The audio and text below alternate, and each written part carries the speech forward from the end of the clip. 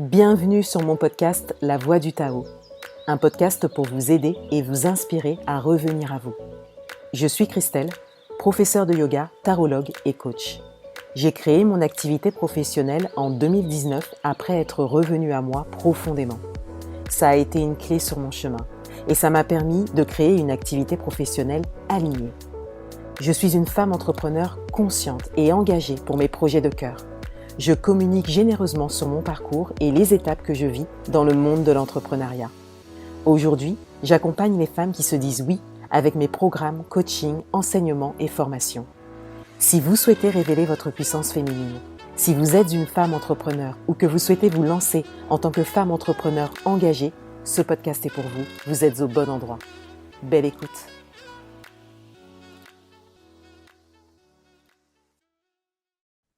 Bonjour et bienvenue dans ce nouvel épisode, un nouvel épisode de ma nouvelle chronique sur le thème de la puissance du féminin. Donc ce sera le deuxième épisode de cette chronique. Pour vous rappeler un peu le principe de cette chronique que j'ai lancée le mois dernier, j'ai choisi d'inviter régulièrement des femmes qui m'inspirent énormément sur le thème de la puissance du féminin et de vous faire découvrir ce sujet à travers différents angles. Aujourd'hui, je vais aborder un sujet qui est très engageant pour moi, que je savais devoir me saisir depuis longtemps. Et pour tout vous dire, je m'en suis saisie de manière assez légère, assez douce, il y a 5 ans à peu près. Et j'ai décidé de me saisir de ce sujet beaucoup plus sérieusement l'année dernière et d'aller vraiment jusqu'au bout de ce travail que je suis en train de faire. Il s'agit de la libération des mémoires transgénérationnelles. Donc ces mémoires qui se créent à travers des expériences intenses, voire traumatisantes, qui sont vécues par nos ancêtres et qui, par ricochet, se transmettent de génération en génération et qui, quelque part, s'activent chez une personne ou pas. Ça, on va en parler un peu plus précisément. C'est vraiment une fenêtre que je vous propose par rapport au sujet de la libération des mémoires transgénérationnelles en lien à la puissance du féminin. C'est vraiment un aspect en fait de ce sujet parce que la libération des mémoires transgénérationnelles, c'est un sujet qui est très vaste. Et j'ai l'honneur et la joie d'accueillir Ameyo Malm pour discuter de ce sujet et pour aborder le lien entre la puissance du féminin et la libération des mémoires transgénérationnelles.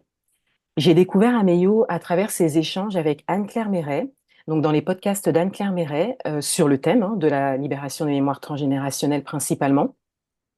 Et j'ai beaucoup de gratitude pour leurs échanges parce que ça m'a permis de découvrir le travail d'Ameyo et ça m'a permis d'aller vers elle. Ça m'a permis déjà de mon côté, seule, d'aller un peu plus loin dans l'exploration de ce sujet de libération des mémoires transgénérationnelles, mais de découvrir une personne qui est spécialisée sur ce sujet, qui aide les autres spécifiquement sur ce sujet depuis des années et donc, j'ai ressenti l'appel dernièrement, la justesse que de partager à ma communauté que je suis en train de réaliser ce travail, un travail magnifique avec Ameyo Malm.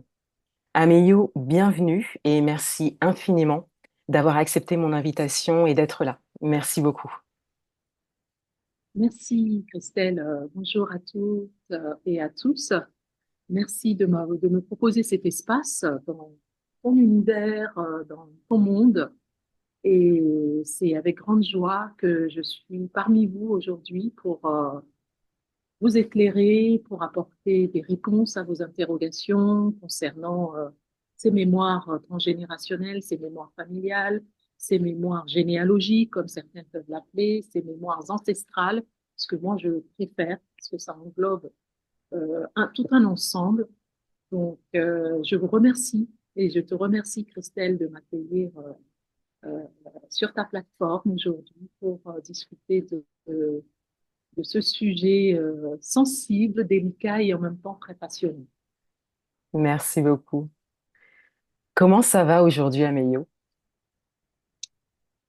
Dans l'ensemble, ça va bien, je dirais, ça va. Je me sens, je me sens en joie.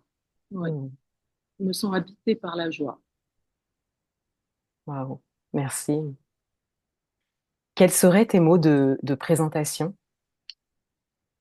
Alors, je suis Amélie Malm, donc je dirais que j'œuvre en tant que thérapeute depuis un peu plus d'une décennie et je me suis spécialisée très rapidement dans la libération des mémoires ancestrales et prénatales en ayant mis en place mon propre concept d'accompagnement thérapeutique, ma propre méthode centrée sur l'être dans sa globalité.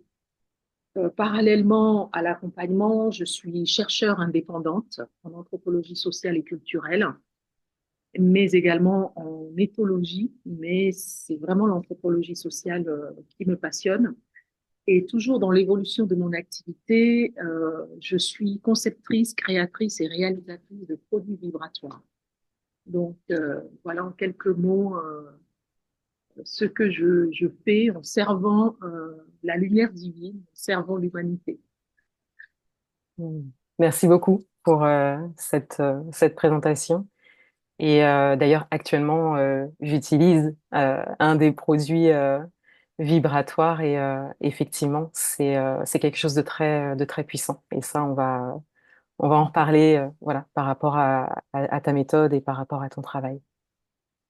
Euh, alors, qu'est-ce que t'évoques les termes la puissance du féminin? Quand Dieu dit ça, qu'est-ce que ça t'évoque? La puissance du féminin. Waouh, c'est un bien grand mot. Quand on parle de la puissance du féminin, pour moi, ça résonne l'énergie créatrice de ce monde. Voilà. C'est vraiment la force créatrice de vie qui est existante en toute femme. Hmm, À partir du moment où l'âme choisit de s'incarner en tant que femme, elle est déjà, elle est sacrée. Voilà.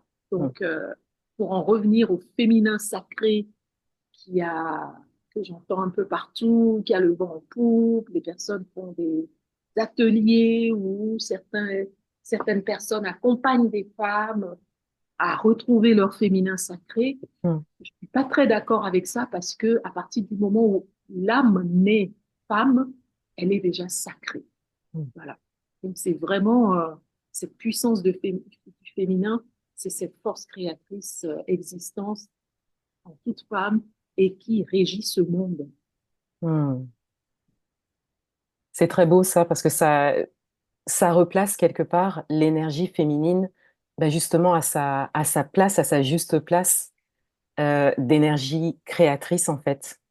Et c'est très beau ce point de vue de la puissance du féminin. Enfin, j'ai envie de dire un point de vue juste et vrai de l'énergie féminine qui finalement est créatrice.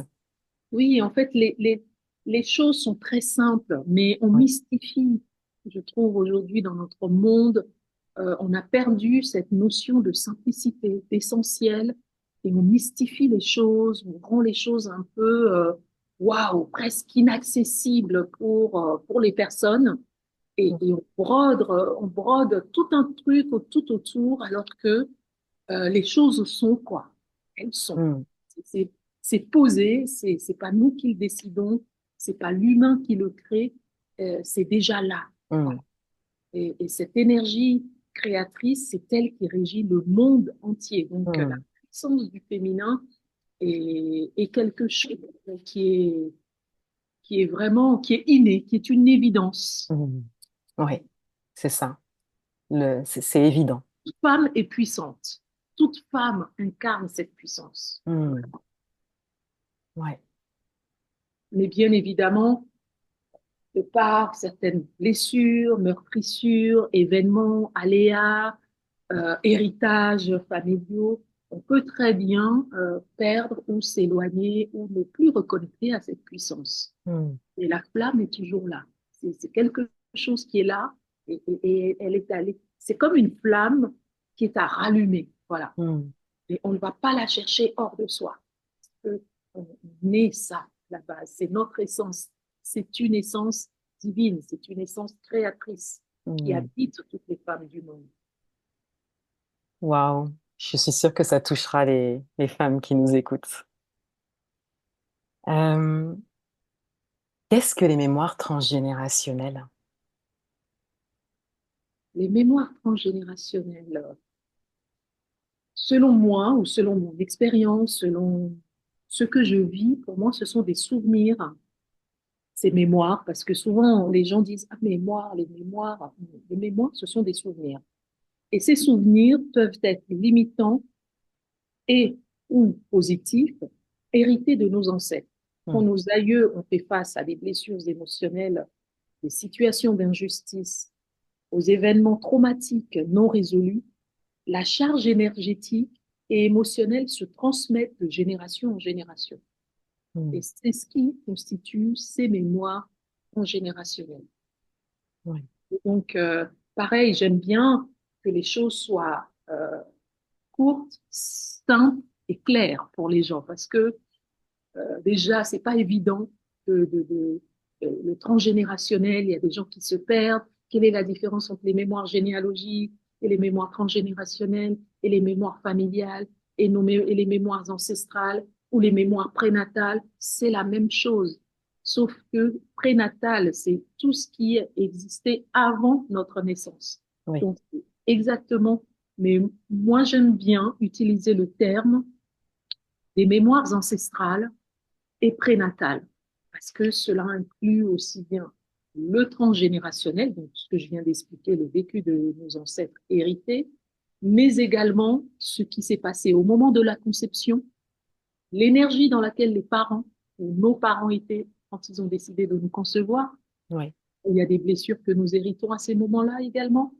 Euh, le moment de la vie intra-utérine, avec tout son lot et son cortège de problèmes, si la mère fait une toxémie gravidique, s'il y a une fausse couche avant, si on a un jumeau voilà, qui part en cours de route, on a les blessures de la vie intra-utérine. L'état émotionnel de la mère pendant cette gestation va jouer sur l'embryon ou le fœtus en devenir que nous sommes ou nous étions dans le ventre, et bien sûr la naissance, qui n'est pas rien, qui est un moment, qui est un passage. C'est l'enfant qui décide de naître. Donc, à partir du moment où on a une naissance assistée par un déclenchement, euh, une césarienne, une ventouse ou toute autre forme des forceps, cela va avoir un impact dans Hmm. notre vie bien plus tard. Donc, ça englobe ces mémoires prénatales. Donc, bien avant la naissance, il y a des choses, il y a des empreintes qui se mettent en place et qui viennent aussi nous perturber à un moment donné. Donc, euh, voilà un petit peu ce que je peux dire par rapport à qu'est-ce que les mémoires transgénérationnelles. J'ai inclus également les mémoires prénatales. Voilà. Hmm. Et quand bien même, quand j'accompagne une personne et qui a une blessure de la vie intra-utérine, n'empêche que certaines choses qui se sont passées ou que la personne a pu vivre in utero, ces choses ont été vécues ou a pu être vécues par un ancêtre. Donc, il est plus judicieux pour moi de remonter directement aux mémoires ancestrales. Voilà, à l'origine même, et pour libérer l'énergie afin que cela s'arrête, soit transmuté. Parce que certains événements ancestraux se répètent, voilà, de génération. Une femme qui est une arrière-grand-mère ou une grand-mère morte en couche, euh, voilà, on peut retrouver 3 générations après une personne qui peut mourir en couche ou qui va revivre le scénario. Et donc, ce qui devient intéressant, c'est d'aller libérer au niveau du transgénérationnel cette mémoire de la grand-mère ou de l'arrière-grand-mère décédée en couche. Oui. Et non pas juste l'événement du présent connu ou conscient. Parce qu'il y a une antériorité à cet événement-là. Hmm.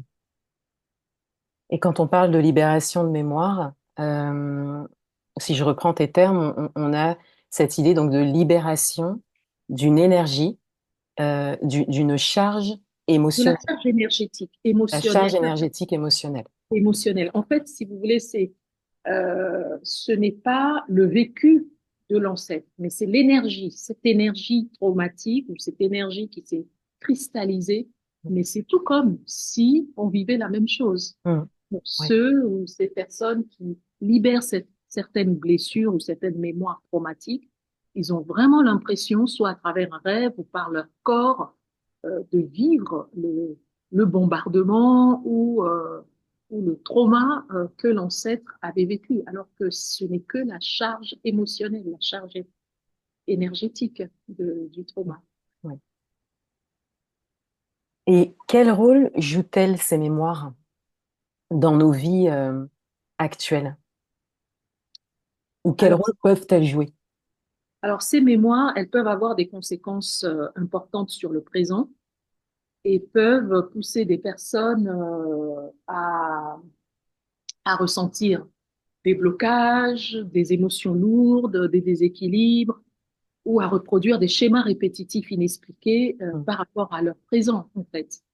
À porter, il y a des personnes qui viennent me voir sans même qu'on explore les mémoires, qui me disent, ben, je sens que je porte quelque chose qui ne m'appartient pas. Oui, Je me sens mal, je me suis toujours senti mal, je porte du lourd. Voilà, il y a des mots-clés, des termes qui vont utiliser sans pouvoir c'est pas, ils peuvent les nommer sans pouvoir, sans le voir. C'est du ressenti, mais un ressenti qui leur paraît pas normal, qui est quelque chose qui ne les ressemble pas, oui, qui est indépendamment d'eux, en fait. Et, et donc, du coup, oui, ça crée un vrai déséquilibre et nous enferme dans un carcan présent d'ici et maintenant par rapport, ça peut être des troubles aussi comportementaux. Donc, voilà, certaines pathologies, des TOC, euh, des addictions, alors que personne ne naît avec une addiction, vous voyez? oui. Et la personne ne comprend pas pourquoi, n'a pas de prise sur ce qui se passe, sur ce qui lui arrive. Mm. Et du coup, ce sont vraiment les rôles que ces mémoires peuvent jouer dans nos vies, vraiment ce sentiment de subir, de sentiment d'impuissance, Mm. de Et quand, porter, de porter quelque chose qui ne leur appartient pas. Ça, c'est une phrase que j'entends oui, souvent. Oui, je porte quelque chose qui ne m'appartient il ne pas. m'appartient pas. Mm. J'ai une tristesse au fond de moi qui n'est pas moi. Et il y a quelque chose qui est là, qui ne me définit pas, qui ne me ressemble pas. J'entends souvent ça. Et c'est pas une, c'est pas c'est pas de l'illusion. Ces gens ne racontent pas n'importe quoi et c'est une réalité. Mm. Et c'est une vérité. Voilà. C'est leur vérité, mais que j'accueille et qui a forcément une racine qu'en général, on explore, on va explorer ensemble. Mm. Et quand on s'intéresse un peu plus au fonctionnement de ces mémoires, si je peux le dire comme ça, moi, il y a un aspect qui m'a toujours interpellée, c'est le fait que ces mémoires s'activent. Enfin, c'est vrai que moi, j'ai vraiment ce mot-là, en fait. Cette mémoire peut s'activer chez une personne ou pas. Et il y a un aspect qui m'a toujours interpellée quand j'ai commencé à m'intéresser à ce sujet, c'est que cette mémoire ou ces mémoires peuvent s'activer chez une personne, mais pas chez son frère, sa sœur, ou son cousin, ou sa cousine, enfin, dans la lignée en soi, j'ai envie de dire. Elle va s'activer chez une personne, mais pas chez une autre. Ou elle va s'activer peut-être chez l'enfant de la personne, par exemple, mais pas chez la personne elle-même. Et pourtant, c'est dans la lignée. Et euh, comment on pourrait comprendre un peu plus le fonctionnement, en fait, de ces mémoires, si c'est possible, surtout dans cet aspect-là, c'est-à-dire, voilà, la mémoire s'active, en fait. Moi, je dirais qu'il y a quelque chose en lien au choix dans notre incarnation, en fait, du fait d'être venu libérer quelque chose, par exemple. Mais comment on pourrait mieux le comprendre, en fait? Euh, le fait que ça s'active chez l'un, pas chez l'autre. Comment ça fonctionne, en gros? C'est un petit peu ça, ma question. Même si je sais que c'est quelque chose de très, comment dire, Mm. très, très, Merci. très flou, très large. Mais on se pose la question, comment ça fonctionne? Merci pour votre question. En fait, c'est très simple. En effet, les mémoires ne s'expriment pas de la même manière chez les membres d'une même fratrie, par exemple, si je dois prendre le cas, parce que les parents n'étaient pas dans les mêmes conditions lors de la conception Oui. des autres. Vous voyez? Vous, je vois par exemple, vous pouvez être trois enfants de même père, même mère, mais au moment où les parents décident de concevoir l'aîné, s'ils sont dans une abondance financière et en pleine créativité, ben ça va pas être la même énergie au moment où ils décident de concevoir le cadet, où ils sont en pleine faillite, c'est la disette, ce Mm. sont des inquiétudes, ou peut-être papa est licencié, ça va être tout autre chose. Oui. Donc, qui va s'inscrire, qui va s'imprimer? C'est une énergie, en fait, qui est transmise. Mm. Et donc, du coup, ces événements, les conditions lors de la conception des uns et des autres, et les événements ancestraux vécus impactent différemment chaque personne. Et du coup, on ne vient pas tous avec la même caisse à outils, autrement ça serait pas marrant. On vient avec des caisses à outils et contenant des ressources, mais aussi certains problèmes que nous avons à vivre dans cette incarnation parce que nous avons les ressources pour faire face. Oui. Mais effectivement, le frère cadet ne va pas avoir de problème, ou en tout cas, ce que je peux dire aussi, ces mémoires peuvent s'activer de différentes manières. Le premier peut souffrir de dépression. Ça ne veut pas dire que le cadet va souffrir de dépression, mais il peut avoir un trouble comportemental ou il peut avoir une difficulté émotionnelle que n'a pas l'aîné Mm. et ni le benjamin. Donc, et ça, c'est vraiment une réalité. Pour avoir accompagné plusieurs personnes d'une même famille, issus de mêmes parents, donc c'est la même lignée, mais ils vont porter, même quand ils portent les mêmes mémoires au moment de la libération, les crises de guérison ne s'expriment pas de la même manière. La crise de guérison, c'est lorsque nous libérons une mémoire, on peut, par exemple, avoir une recrudescence du mal ou des maux que nous vivons, alors qu'on pensait les avoir distancés. On va avoir une mini recrudescence pour justement libérer la mémoire complètement. Donc, je prends l'exemple de quelqu'un qui a de l'eczéma. Au moment où on est sur la racine du pourquoi de cet eczéma, la personne va faire une réaction épidermique très forte, donc une grosse crise d'eczéma, parce que justement, on est en train de travailler la mémoire. Et pourtant, ses autres frères et sœurs n'ont pas d'eczéma. Parfois, la personne que j'accompagne n'a pas un souci, mais ça va être son enfant ou son petit-fils qui, au moment où le sujet que j'accompagne est en train de libérer une mémoire dans le transgénérationnel, le petit-fils va faire pipi au lit, va faire de l'énurésie, par exemple. Donc, alors qu'il ne fait jamais d'énurésie, vous voyez?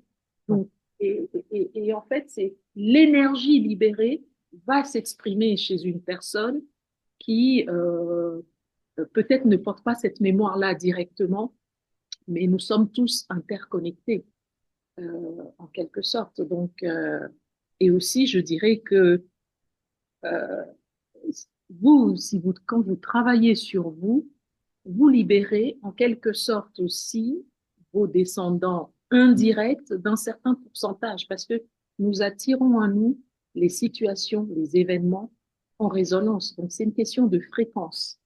Donc, si mon neveu porte un tiers de la fréquence que je porte et moi je porte les deux tiers, en libérant mon deux tiers, je le décharge aussi de Mm. quelque chose. Mais je ne peux pas le libérer entièrement parce que il a également hérité d'autres choses qui ne sont peut-être pas en résonance avec moi.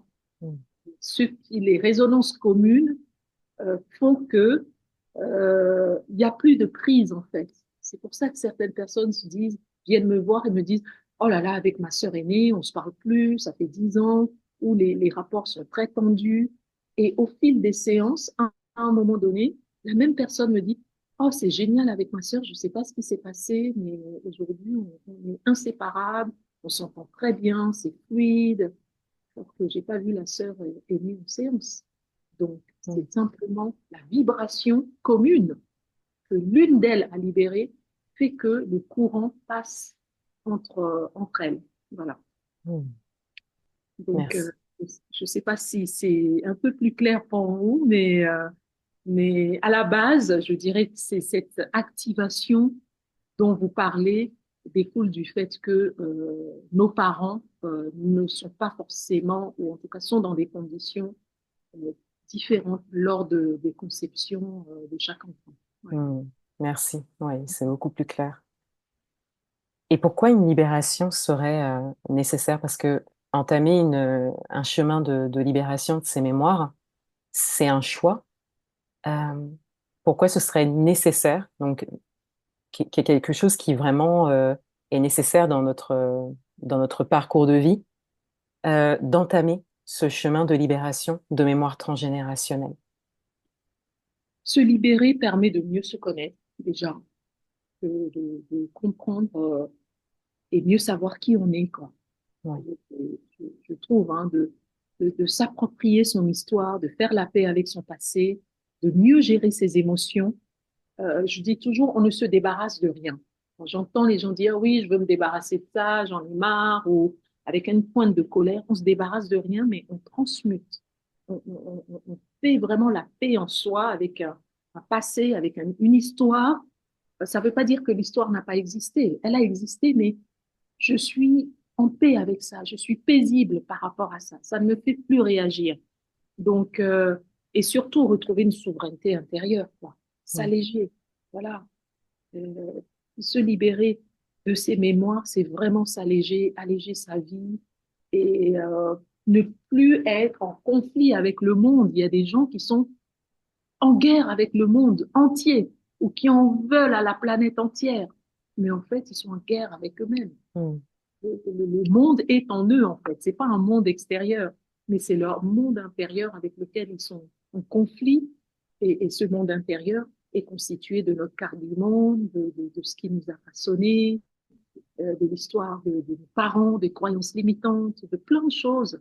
Donc, je dirais vraiment, se libérer de ces mémoires, c'est vraiment décider de grandir aussi, de Oui. devenir responsable. Ouais. De grandir pour moi dans le sens mûrir, de prendre vraiment sa part de responsabilité et de retrouver cette souveraineté intérieure.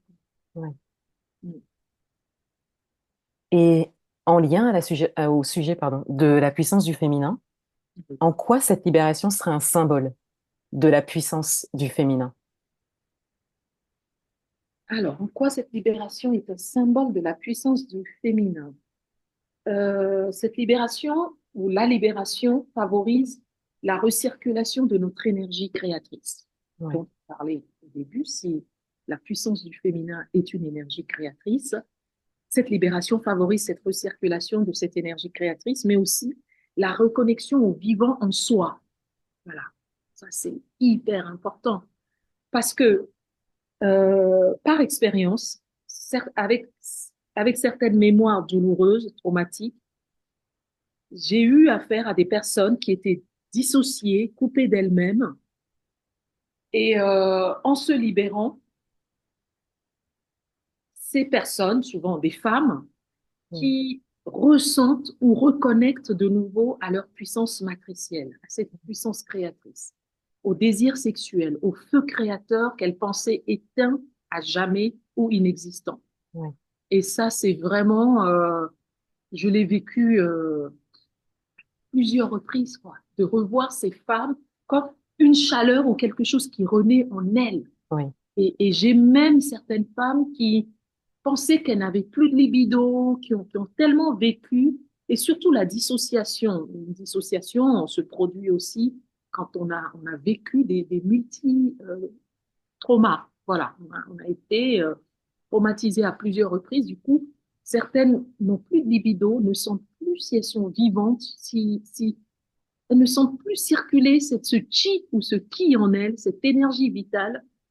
Et j'entends ces femmes qui disent, oh ben c'est bizarre, je sens que ça chauffe dans mon bas-ventre. Voilà, elles parlent de leur Mm. puissance artificielle. Je ressens quelque chose qui chauffe, j'ai de nouveau une libido, j'ai ressenti des papillons. J'ai souvent aussi ce Mm. mot qui revient pour prendre les mots des femmes. J'ai de nouveau des papillons qui vibrent comme quelque chose qui reprend vie. Voilà. Oui, Ça, c'est pas non plus une illusion ou des films. Elles se font pas des films, c'est une réalité. Parce que cette vie renaît, cette créativité reprend. C'est comme comme je disais tout à l'heure, une flamme qui est, à laquelle on n'a plus accès, mais qui commence, vous savez, comme la flamme de bougie qui est en train de s'éteindre, où on se dit, ah ben là, je souffle, ou même je fais un mouvement, ça va s'éteindre. Et en fait, non, elle est là, tapie quelque part, tout au fond, et ça se réveille. mm, Et de nouveau, eh ben, centre recirculer. Je tiens vraiment à ce terme de la recirculation de cette énergie créatrice. oui. Ouais. La Et, mais aussi recirculation de l'énergie créatrice. et la reconnexion au vivant en soi. Voilà. Parce que nous sommes des êtres vivants et vibrants. Voilà. Et Mm, à partir du moment où on n'est plus vivante, où on ne vibre plus, on a l'impression d'être mort ou morte. Vous voyez? Et cette mort symbolique ou, euh, ou ressentie, ben, fait que on se dit, ben, je crois que je suis si, on a des croyances, viennent se greffer des croyances, la perte de libido, alors que c'est des femmes qui sont à la fleur de l'âge ou qui ont envie d'avoir une libido ou pensent qu'il y a quelque chose qui cloche chez elles. Et en mm, fait, c'est parce que une énergie, cette énergie créatrice ne circule plus. mm, Donc, donc vraiment, pour moi, c'est un réveil de cette puissance matricielle qui reprend vie, quoi. mm. Ouais, qui reprend vie. Et ça, c'est juste génial. Et moi, en tant que femme, d'être aussi témoin de ça et Oui, qu'elle le partage avec moi, qu'elle m'en fasse un retour, c'est juste une joie immense. Et je savais déjà que c'est possible. Mais c'est simplement, je préfère quand c'est la personne le sujet qui vit la chose. mm, Moi, ma croyance, elle m'importe que moi, de savoir que cette personne peut refleurir, peut de nouveau sourire ou peut de nouveau ou ira mieux, ça j'ai toujours foi. La première fois que je vois quelqu'un, je la vois déjà aller mieux. Voilà, je la vois déjà la séance oui. d'après. Et du coup, quand j'entends ça, oui, ça me fait très, très, très chaud au cœur. Parce Mm, que c'est vraiment possible et, euh, et c'est ce feu créateur qui est aussi cette énergie de la puissance, le symbole de la puissance féminine, quoi. oui. Mm. Et justement, concernant, si on s'intéresse à la lignée des femmes, euh, qu'est-ce qui se transmet de femme en femme, d'utérus à utérus, j'ai envie de dire. Hmm. Ok, qu'est-ce qui se transmet de femme à femme et d'utérus à utérus? Oui, C'est une force de vie sacrée, contenant aussi bien les mémoires du passé que oui, la sagesse du monde. Dans l'utérus, tout se transmet. Tout, absolument tout. C'est-à-dire que les femmes souffrent des maladies récidivantes qui sont rythmées par les cycles. Je prends des exemples, les règles douloureuses, les saignements trop abondants, le syndrome prémenstruel, vont évoquer les troubles des femmes de la famille, des femmes de la lignée. Donc, toute la connaissance universelle est transmise par la mère. Il y a aussi bien l'utérus que le lait maternel. oui, C'est tout se transmet vraiment d'utérus à utérus. Et c'est pour ça qu'on dit d'ailleurs, je parle ma langue maternelle. Personne ne dit je parle ma langue paternelle. Pourquoi? On pourrait dire je parle ma langue paternelle, mais vous avez déjà entendu ça? Dans aucune oui. culture, Mm, c'est la langue maternelle parce que c'est l'utérus, c'est la matrice qui porte la vie, quoi. Et tout se transmet, tout l'héritage de nos mères. Mais je dis aussi bien des choses, les mémoires du passé, donc des choses blessantes comme la sagesse du monde. Donc, ce qui fait que c'est pas toujours simple ce rapport avec la mère, nos mères, parce que il y a énormément de choses qui sont retenues et transmises par cet utérus et mm, qu'il faut libérer. mm. Merci beaucoup. Ça précise beaucoup de choses et en même temps, encore une fois, ça met tellement en avant de manière juste la femme et l'énergie féminine et l'énergie créatrice et cette transmission de sagesse. Je trouve ça très beau comme image parce qu'effectivement, on a ça aussi.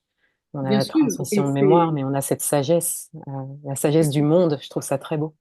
la sagesse du monde, et c'est tout ça, toutes ces sagesses du monde, et qui est innée, hein, euh,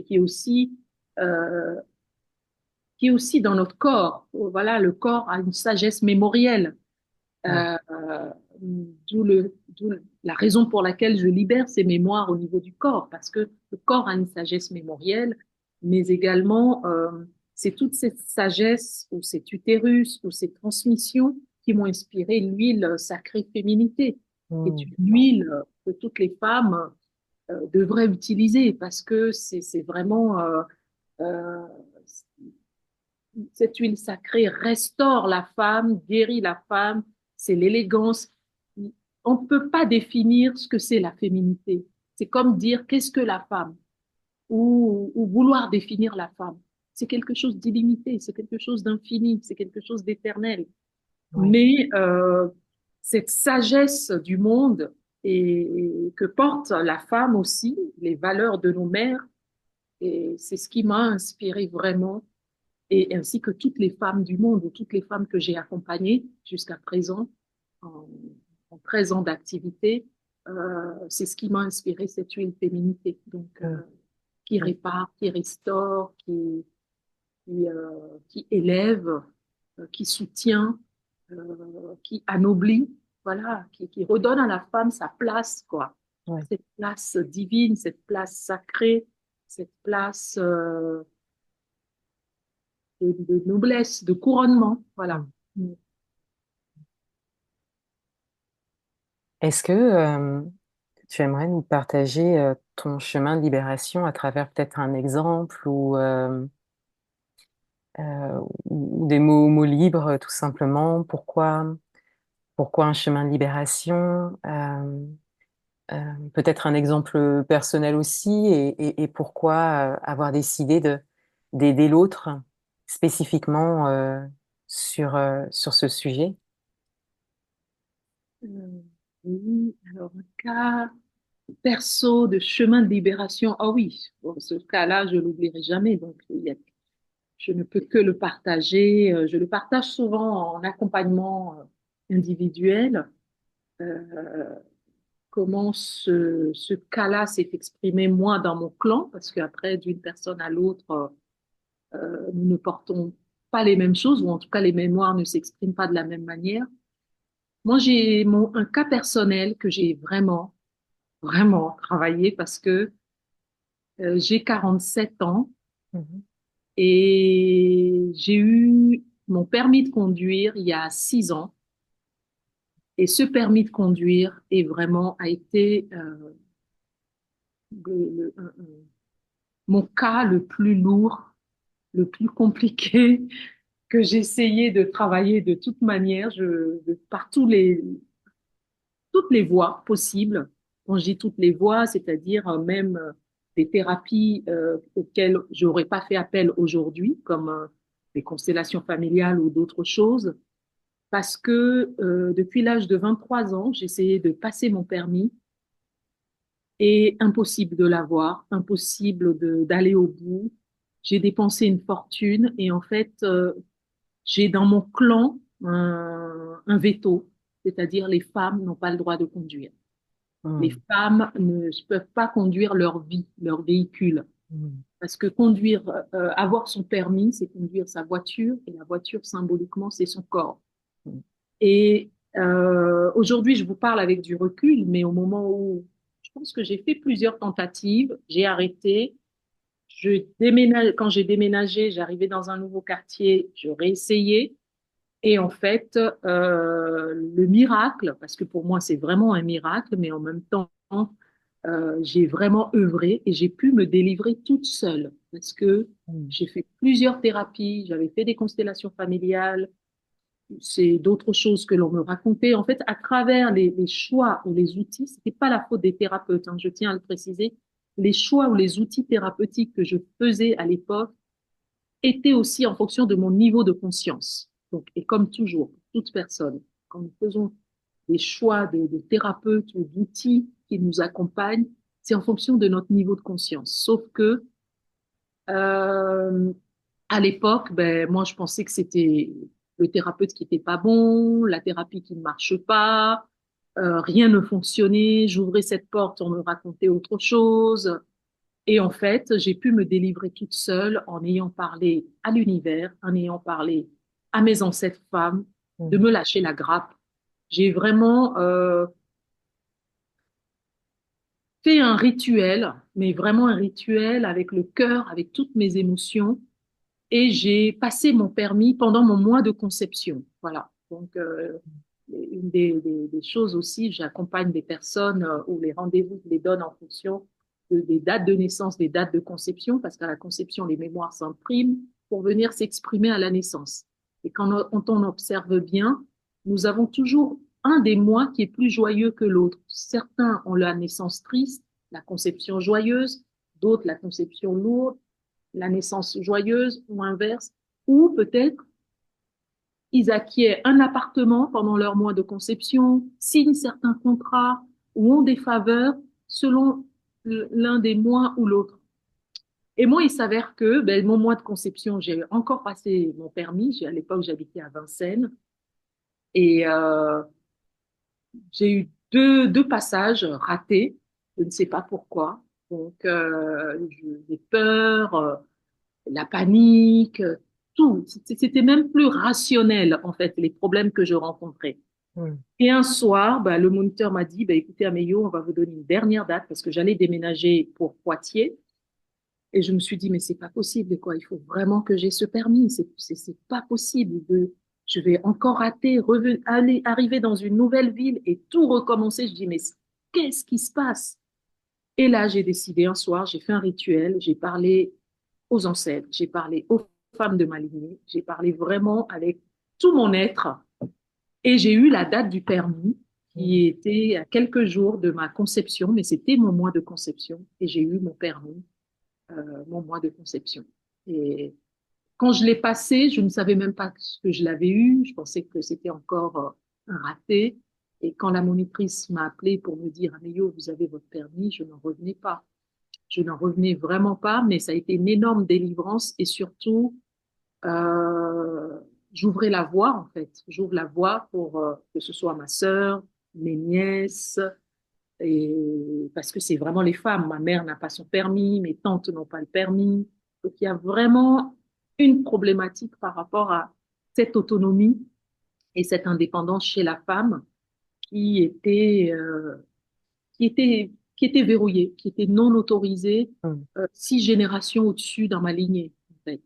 Donc, et que j'ai dénoué toute seule. Heureusement que j'ai pensé explorer mon propre transgénérationnel. Ouais.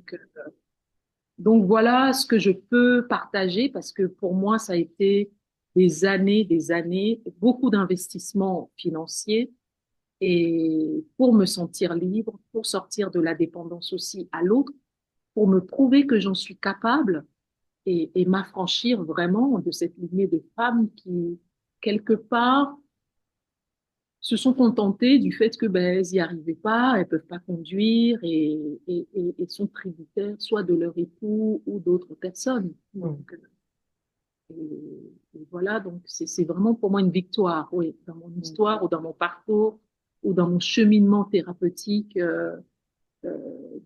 D'avoir libéré ça, ce frein énorme et qui venait du transgénérationnel. Parce que bon, les peurs classiques, j'ai travaillé dessus en hypnose avec tous les outils, la peur de la route, mais j'avais vraiment des paralysies et des freins euh, qui venaient d'ailleurs, qui Ouais. venaient vraiment d'ailleurs. Mm. Merci beaucoup pour ce Et partage. Je trouve pourquoi que c'est un bel exemple. et pourquoi je choisis d'aider les autres spécifiquement sur ce sujet maintenant parce que je dirais que c'est comme une mission, c'est un devoir de mémoire pour moi dans cette incarnation d'accompagner les femmes.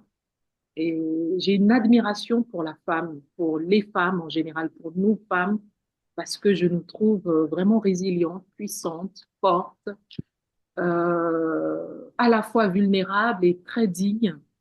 On a une force, une puissance qui est incroyable et qui n'est pas respectée, mais que je vois en chaque femme, que je vis tous les jours.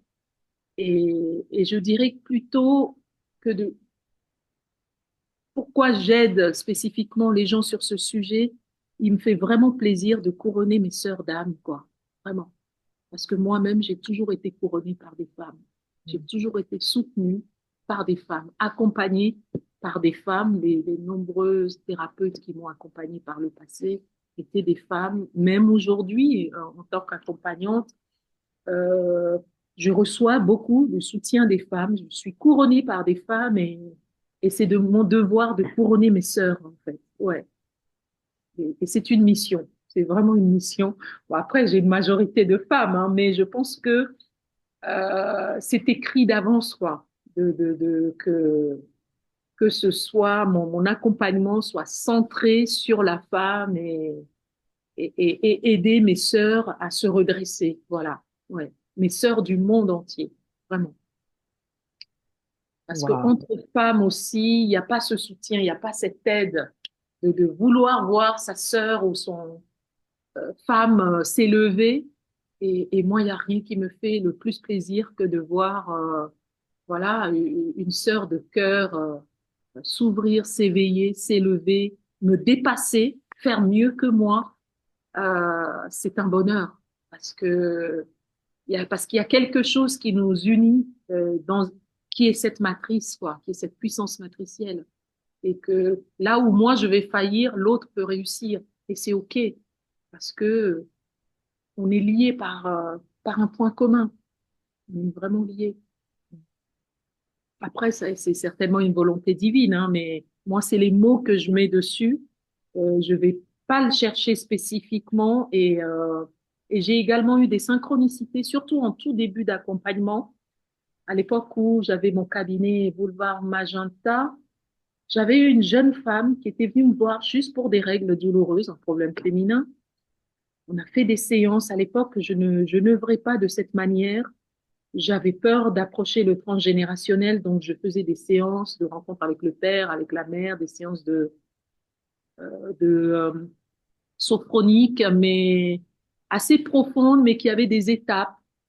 Et malgré ça, on était à 5, 6 séances, il n'y avait pas vraiment de résultats, elle avait de plus en plus de douleurs, des doliprane. Et ce jour-là, elle arrive en séance et je décide, j'ai déjà j'avais déjà des outils transgénérationnels, mais j'osais pas trop. Il y avait une certaine peur ou un manque d'assurance de ma part. Mais ce jour-là, j'y suis allée, j'ai pris une feuille blanche et je commençais à lui poser des questions, son père, sa mère, à faire son arbre. Et je lui demande la date de mariage de ses parents, qui est exactement, c'est une jeune femme française dont je pense le père est corse, la mère italienne, et les parents se sont mariés à l'autre bout de la planète où moi je naissais dans un autre univers au Togo. Donc le jour, le mois et l'année de mariage de ses parents et mon jour, mois et année de naissance. Le Waouh. crayon m'est tombé des mains et parce que je n'en revenais pas, elles non plus et en fait la clé était dans l'arbre. Et depuis Mm. ce jour-là, j'ai pas arrêté de travailler dans le transgénérationnel, d'aller chercher les racines des mots, l'origine de ce qui a libéré dans le transgénérationnel alors que j'avais peur d'y aller. Mm. Donc, euh, donc voilà, cette expérience aussi a été très marquante et très forte pour moi, comme si, de par ses nombres de séances et il n'y avait pas de résultat, et ben la racine était ailleurs Mm. et un ailleurs que j'avais peur d'explorer. Et Ouais. depuis ce jour, ben non, c'est devenu vraiment ma passion, Mm. vraiment. J'en ai fait ma spécialité de ces mémoires ancestrales et, euh, et la clé, elle est là. Elle est vraiment, vraiment là. Mm. Donc oui, c'est vraiment le couronner mes sœurs d'âme et les amener à s'affranchir comme j'ai pu, moi, m'affranchir et être cette femme souveraine, digne et fière que je suis aujourd'hui. Hmm. Merci beaucoup pour ce partage. C'est puissant et c'est en même temps touchant et ça ouvre le cœur, j'ai envie de dire, parce que ça ouvre tellement de possibles, en fait, justement, entre femmes aussi. Et puis c'est très intéressant de savoir ça, d'avoir ces exemples et d'avoir un exemple en fait de la manière dont une mémoire peut être transmise et de la symbolique qu'il y a derrière. Donc par exemple à travers l'exemple du permis de conduire qui avait un symbole tellement plus grand en termes de mémoire transmise en fait, c'est vraiment très intéressant. Merci beaucoup, Améio, pour ce partage personnel. Euh, alors, comment se passent les accompagnements en libération de mémoire? Alors, les accompagnements, ça se passe ben déjà, je ne donne pas de rendez-vous en ligne. Je ne conviens pas de rendez-vous par mail ou en ligne. Je tiens à avoir un échange avec la personne. J'alloue un temps d'échange qui est pas limité, qui est bref, mais voilà, la personne a vraiment un espace pour échanger afin de m'assurer que elle est vraiment engagée, motivée de faire ce travail. Si elle a pris connaissance de mon site, qui n'est pas un site commercial, mais un site d'information, de lui faire cas de certains exemples aussi, afin de savoir que c'est un travail profond, c'est un travail bousculant, libérateur, mais il faut s'engager, faut être là, quoi. Ça se fait vraiment à deux. On co-crée ensemble. Et lors du premier rendez-vous, on détermine un objectif. Je suis à l'écoute de ce qui amène la personne. Nous déterminons un objectif. Je remplis une anamnèse, donc son dossier avec quelques questions, et nous libérons les mémoires le jour même. Donc, ce sont des séances de 3 heures et je revois la personne dans 3 mois. Donc, c'est vraiment un cycle de trimestriel. Mm. Mais il peut arriver que si lors d'une première séance, il y a plusieurs mémoires difficiles et traumatiques, je peux être amenée à voir la personne que dans 6 mois. Donc, c'est pas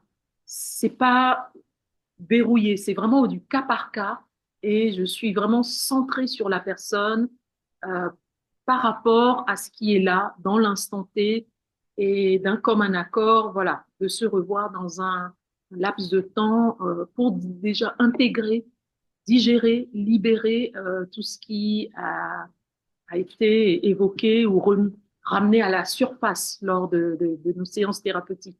Ce n'est pas parce que quelqu'un fait un accompagnement avec moi, vient en séance, qu'il a libéré sur le moment. Mm. La libération se fait ou continue en dehors du cabinet thérapeutique, par des situations qui sont vécues, des rêves. Donc, il y a vraiment un carnet de séances à tenir, à être aussi, c'est une façon de se prendre aussi en charge, d'être responsable, de suivre un fil de ce qui se passe pour soi, parce que, voilà, il n'est jamais arrivé que quelqu'un vienne me voir et qu'au bout de la séance d'après me dise bah mais yo il s'est rien passé et voilà j'ai rien libéré. C'est que soit elle n'a pas noté, elle a oublié ou elle n'est pas investie.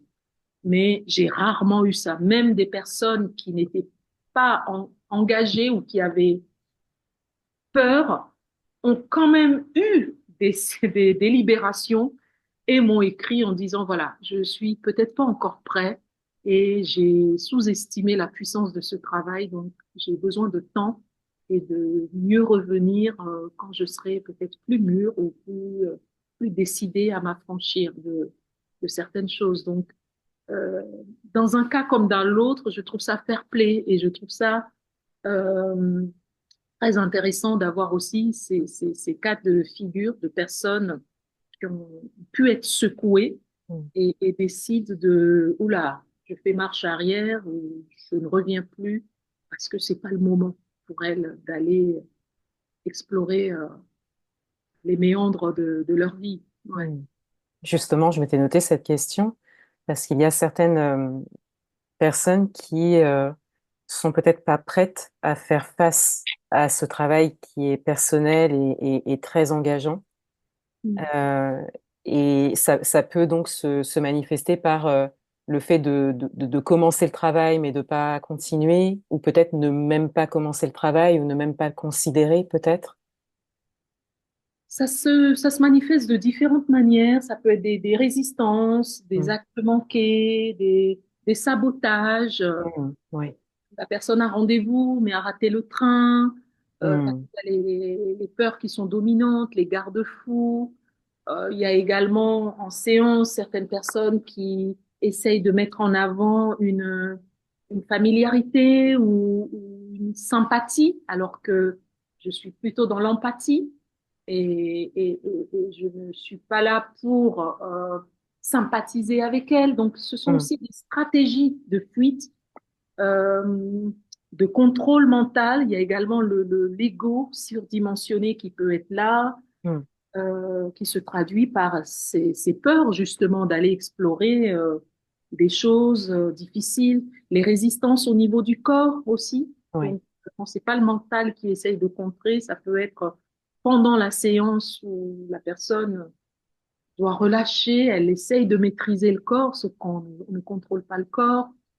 Donc, oui, il y a plusieurs portes d'entrée, un contrôle émotionnel aussi, parfois, chez certaines personnes où les larmes sont là, où les émotions sont présentes, mais faut pas les montrer, faut pas les exprimer parce que certaines personnes n'ont jamais eu le droit ou n'avaient pas le droit par le passé de montrer leurs émotions aussi. Mm.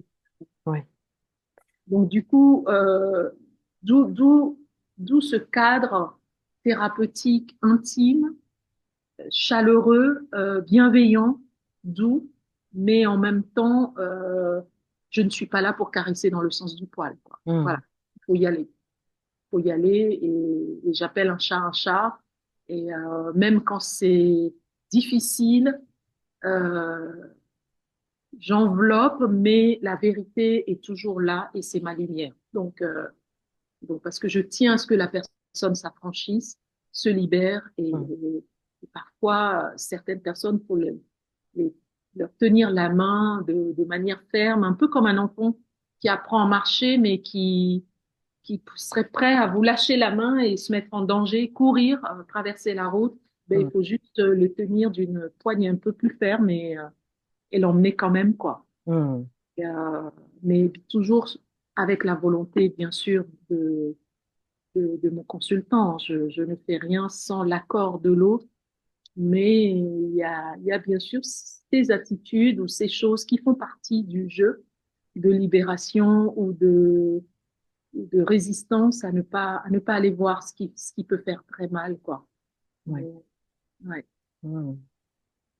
Et qu'est-ce qu'on pourrait dire à une femme qui ressent que quelque chose cloche depuis un moment, peut-être sans pouvoir poser de mots dessus, et qui, pour la plupart, accueille des remarques qui, pour moi, sont désobligeantes, hein, par rapport à leur choix de vie, par rapport à ce qu'elles, soi-disant, j'ai envie de dire, arrivent à faire ou à ne pas faire, euh, des choses qui sont vraiment en lien à la société, quelque part, comme le fait d'avoir un enfant, de se marier ou d'avoir un travail, je sais pas, du lundi au vendredi, enfin des choses un petit peu très communes comme ça.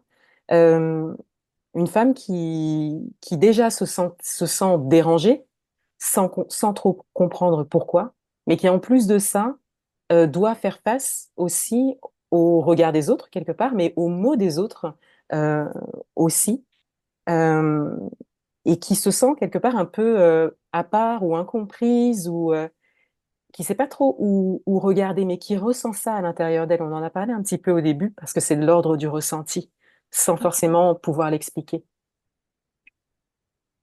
Euh, de ce que je comprends, personnellement, bon, je dirais c'est du cas par cas, mais je commencerai par pourquoi ces remarques la mettent, euh, la mettent mal à l'aise. Si ces Mhm. remarques la touchent ou l'impactent, ou les impactent, ces femmes-là, Ça pourrait signifier qu'il y a des blessures non guéries par rapport à ces phrases ou à leur choix. Si Mm. je prends le cas d'une femme qui a fait le choix conscient de ne pas avoir d'enfant et qui ressent ces remarques lorsqu'on lui pose la question, il ressent ces remarques désobligeantes, ben, c'est qu'il y a quelque chose qui n'est pas aligné avec son choix alors, et Mm. qui a encore des blessures non conscientisées derrière ces remarques. Et dans ce cas-là, c'est plutôt aller explorer ses blessures, où elle peut tout simplement, si elle est alignée avec ses choix, essayer de répondre à la personne, voilà, telle qu'elle, mais ça ne viendrait pas la blesser, vous Mm. voyez. Ouais. Donc, je trouve que je poserais plutôt la question, oui, pourquoi est-ce que ça me met mal à l'aise? Pourquoi ça touche? Pourquoi ça Oui. blesse? Et qu'est-ce qui a blessé? Et quelle a été la remarque exactement? Parce que ça peut cacher quelque chose d'autre qui est pas réglé, en fait. Mm. Parce qu'on ne fait pas, on ne prend pas des décisions pour les autres, ni pour le clan, ni pour la société. On le fait avant tout pour soi. Après, bien sûr qu'il y a une pression sociétale, mais si cette pression sociétale a un impact ou me met dans un état émotionnel ou dans un état réactionnel, c'est peut-être qu'il y a une blessure, il y a quelque chose avec lequel je suis pas totalement euh, en accord, voilà, Oui. Mm. et qui est à explorer. Voilà. Mm. Et qu'est-ce qu'on pourrait dire aux femmes euh, qui sont bien décidées à se libérer? C'est-à-dire qui ont quand même mis le doigt sur certaines choses, qui ont décidé de prendre ce chemin, qui n'ont peut-être pas encore trouvé euh, comment, mais qui ont déjà le doigt là-dessus, c'est-à-dire sur le côté transgénérationnel, mémoire, mémoire ancestrale. Euh, Qu'est-ce qu'on peut dire aux femmes qui sont prêtes là, qui sentent qu'elles ont vraiment envie de se saisir de ce sujet? De penser. D'y aller. Vraiment, c'est un cadeau qu'elles se font. Je leur dirais, c'est vraiment un cadeau que l'on se fait, quoi, à soi-même. On ne se libère pas pour la famille, hein. Ça, c'est une chose aussi qu'il faut comprendre ou intégrer. On fait ce travail-là pour soi, quoi, avant Oui, toute chose. Voilà. Pour être en paix avec soi, pour pouvoir être en paix ou en accord avec les membres, justement, les protagonistes de la famille avec lesquels d'habitude ça passe pas. Donc, de pouvoir aussi, à un moment donné, faire face à l'oncle ou à la tante que l'on craint, mais sauf que libéré, on arrive à lui mettre les points sur les i, les barres sur les t, ou à la mm, remettre à sa place. Donc, c'est vraiment un travail que l'on fait pour soi. Et après, c'est surtout les jeunes femmes qui n'ont pas encore conçu. Moi, je les invite vraiment à faire ce travail parce que toute jeune femme qui n'a pas encore donné vie et qui fait ce travail-là, c'est une femme ou en tout cas une future maman consciente qui va donner vie, quoi. Voilà.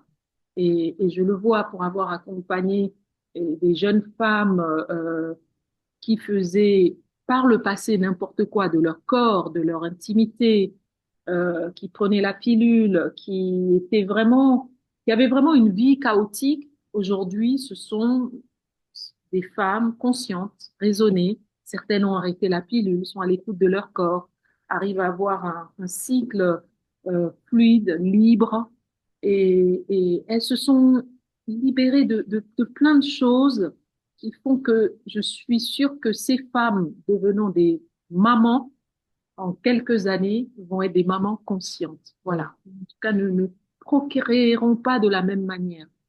Et pour en avoir accompagné certaines aussi qui ont déjà eu une première grossesse non consciente, elles n'étaient pas conscientes de certaines choses.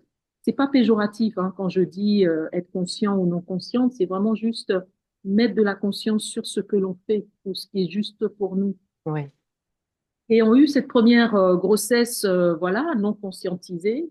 Et certaines ont fait un travail avec moi et quand elles ont de nouveau été enceintes, ben, ça a été tout autre chose. oui. Que elles ont fait des choix pour elles, peut-être d'accoucher à la maison, d'accoucher dans tel contexte, d'accoucher en musique, de ne pas accepter la péridurale, de ne pas avoir toute cette assistance médicale, mais elles étaient beaucoup plus au contact et à l'écoute d'elles-mêmes et de leur corps. Voilà. Ouais. Et donc, et parce que, voilà, et je pense que on a tous en nous une part de conscience et une belle conscience. Et quand on ressent ou on a l'impression que quelque chose cloche ou ne va pas ou on est prêt, faut aller libérer la patate chaude, quoi. Mhm. Prendre rendez-vous, pas forcément avec moi c'est mieux, mais avec sentez-vous libre d'aller vers le thérapeute qui vous appelle, de faire votre choix thérapeutique. On choisit son thérapeute, quoi. Moi je trouve que ouais, c'est quand on est prêt, on choisit où le thérapeute se présente à nous. Ouais. Et d'aller explorer ce monde-là, d'aller se libérer, de s'affranchir de ce qui nous lie à nos mères, à nos mamans, parce que dans les rapports mère-fille, il y a aucun rapport qui est équilibré. Et c'est soit la fusion, c'est soit des déséquilibres. Il y a beaucoup de choses qu'on a gardées de l'utérus de nos mamans et qu'elles ont gardé aussi de nous dans leur utérus qui crée des déséquilibres dans le présent et qu'on peut libérer, restituer afin d'avoir une relation saine, libre. Voilà. Ouais. Et ça, je le souhaite à toutes les femmes, vraiment. Tout ce que je Mhm. libère, je les ai portés, je les ai vécus, je suis passée par là, j'en parle en connaissance de cause. Oui. C'est écrit nulle part, c'est pas des on dit ou j'ai lu quelque part. Non, je l'ai vécu. Donc aujourd'hui, je suis très ravie de la relation d'adulte à adulte que j'ai avec ma mère, mais ça n'a jamais été, pas toujours été le cas. Ça n'a jamais été le cas. C'était bon, pendant des années une relation toxique. Je ne trouvais pas ma place, elle n'était pas à sa place. C'est compliqué de dire certaines choses. Alors aujourd'hui, je peux l'appeler, si elle me gonfle, de lui dire, ben, j'ai pas de temps pour ça, quoi, ou je suis pas disponible, je te rappelle plus tard, et sans que l'une ou l'autre se vexe. Et je souhaite vraiment que euh, ces filles et ces mères ou ces femmes et leurs mères trouvent la paix et puissent se transmettre la sagesse du monde, les Oui. valeurs, voilà, le plus beau. Ouais, Mhm. on a beaucoup aussi Merci. à apprendre d'elles. Ouais. Merci beaucoup pour ce partage. Et du coup, je vais peut-être pas être neutre et objective, je vais me permettre, mais pour ma part, je ne peux que recommander ton travail à ce sujet, quoi. Effectivement, en termes de cheminement, en tout cas, 2024 est une année qui est très différente pour moi et je l'ai souvent partagée dans ma communauté. Et sincèrement, je sais que ça n'est pas terminé, mais c'est en grande partie grâce à ce travail que j'ai décidé de faire. Donc voilà, je me permets de le déposer aussi. Ça me fait Merci plaisir. pour Oui, vraiment. Merci. confiance, merci pour vraiment cette reconnaissance et, et ce plaisir de m'avoir proposé vraiment de parler de tout ça parce Oui. que c'est une passion, c'est une réalité et nous portons tous les mémoires de l'humanité. Donc, Mhm. pareil, il y a des gens qui me disent, oui, mais Améyo, est-ce que tout le monde porte des mémoires transgénérationnelles ou ancestrales? Mais bien évidemment que oui. Oui, Nous évidemment. sommes des archives vivantes, donc nous sommes parce que d'autres ont été. Nous sommes parce que certains sont tombés pour que nous soyons debout. Donc, et qu'est-ce qui fait que euh, quand certaines personnes me disent aussi, ah oui, mais moi j'ai coupé les ponts et tout est réglé. Ben non, c'est pas réglé parce que c'est le sang. On ne peut pas changer son sang. Oui. C'est par le sang que nous sommes liés. Donc, autant faire le job pour trouver la paix, la tranquillité. Et ça ne veut pas dire aussi que on vient me voir, on fait cet accompagnement et qu'il n'y a plus de problème dans sa vie. Non, non, non, non, c'est pas ça, hein. C'est simplement que la façon d'aborder les problèmes sont différentes. On n'est plus sous cette emprise émotionnelle, ce débordement où voilà, les problèmes sont là, mais on les gère avec une autre conscience, une autre présence. Et, et voilà, et ça, même moi, j'ai des problèmes et je continue mes mois de naissance et de conception, de travailler sur moi. Oui, Parce qu'il y a toujours certaines couches que je n'ai pas pu voir à l'époque ou que je n'étais pas prête à intégrer, mais qui vont se présenter à telle naissance ou à telle conception ou à un moment donné parce que je suis beaucoup plus solide ou plus mature ou avec plus de ressources pour faire face. oui, Donc, cet aspect-là d'une mémoire que j'ai déjà travaillée va se présenter à moi. Donc, c'est pas non plus, c'est le travail de toute une vie, mais ça veut pas dire que la personne est en thérapie toute sa vie. Non, c'est à un moment donné, on fait le nettoyage et il y a des personnes que j'ai accompagnées il y a très longtemps, X années, et qui reviennent encore, des fois une fois par an, deux fois par an, juste pour un check-up, juste parce qu'ils ont soit perdu un parent, il y a eu une naissance ou il y a un événement difficile dans leur vie. Ils prennent rendez-vous juste pour explorer, pour nettoyer, pour se réaligner. oui, Et, et c'est ce que je fais moi-même pour moi. Donc, voilà, c'est un cadeau, vraiment. C'est un cadeau de la vie, c'est un cadeau de l'humanité. Et se libérer, c'est aussi envoyer une colonne de lumière aux ancêtres, oui, ceux qui ne se reposent pas en paix. Et je tiens à préciser, je ne fais pas de nécromancie, je ne dialogue pas avec les ancêtres, je ne me complais pas dans le passé, c'est simplement que c'est dans le passé que les choses sont bloquées, sont non résolues, oui, et que peu importe le problème du présent, je dois ouvrir où la personne fait émerger les racines du passé afin que demain soit meilleur. Voilà. oui. Euh, Merci beaucoup, Améo, pour cet échange très riche qui apporte beaucoup de compréhension et beaucoup d'éclairage. Merci infiniment. Merci à toi, Christelle. Hmm. Où est-ce qu'on peut te retrouver? Alors, on peut me trouver par mon site internet www.ameyomalm.com, mais également mon numéro de téléphone qui est le 06 62 53 43 70. Et par Instagram, j'ai une page Instagram, Thérapie Globale by Ameyo Malm. Hmm. Et voilà. Je mettrai les informations en description de l'épisode. Merci Merci beaucoup, Améo. beaucoup pour ce moment. Ce fut une joie. Et je souhaite à tout le monde une belle fin de vacances, un bon début de rentrée, ceux qui Hmm. aiment déjà, et, et une belle saison, voilà, automnale à venir. Dans 4 mois, on boucle l'année et je pense que ça va défiler à vitesse grand V. Donc, merci pour ce moment, vraiment. Ce fut un grand, grand plaisir.